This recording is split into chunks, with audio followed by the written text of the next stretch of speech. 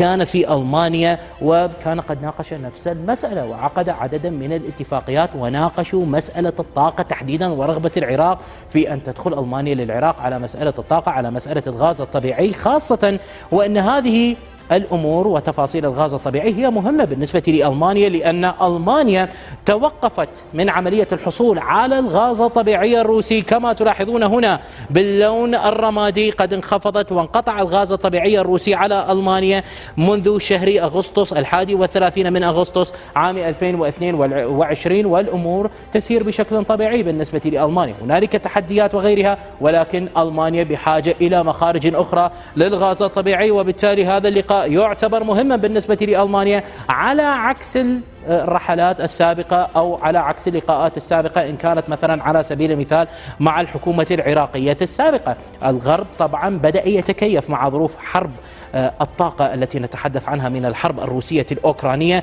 فكما نلاحظ هنا الغاز الطبيعي وسعر الغاز الطبيعي في أمستردام على سبيل المثال في إحدى آخر الإحصائيات التي صدرت يوم أمس، وصل الغاز الطبيعي في أمستردام إلى 55.4 يورو. لاحظ الانخفاض الكبير لطبيعة سعر الغاز الطبيعي مقارنة بالخمسة أشهر الماضية، وهذا الانخفاض هو يقدر ب85%. قد لا يحتاج الغرب للعراق في هذه المسألة، ولكن هم بحاجة للنظر استراتيجيا فيما بعد بأننا يجب أن نتكيف بأن نكون بدون الغاز الطبيعي الروسي لكي نحاول الضغط بشكل أكبر طبعا على روسيا. والشيء المثير هنا بأن رئيس الوزراء العراقي السيد محمد شيع السوداني بعد زيارته إلى ألمانيا كان قد التقى برئيس حكومة إقليم كردستان السيد مسرور بارزاني بعد تحركات الطاقة هذه التي نتحدث عنها الأسبوع الماضي، وقبل زيارة بريت ماغورغ التي نتحدث عنها اليوم إلى بغداد وإلى إقليم كردستان.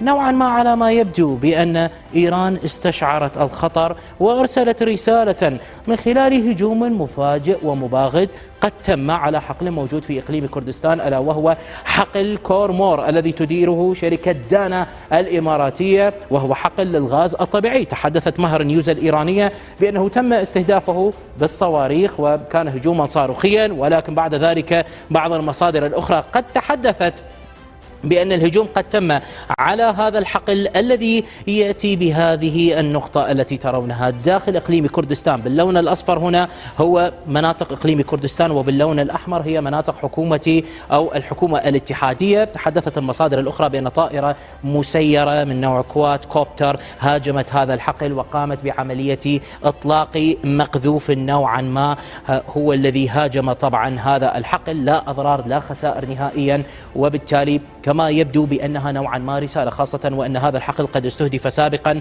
من أطراف تعمل خارج إطار الدولة والقانون، والبعض يعتقد بأنها فصائل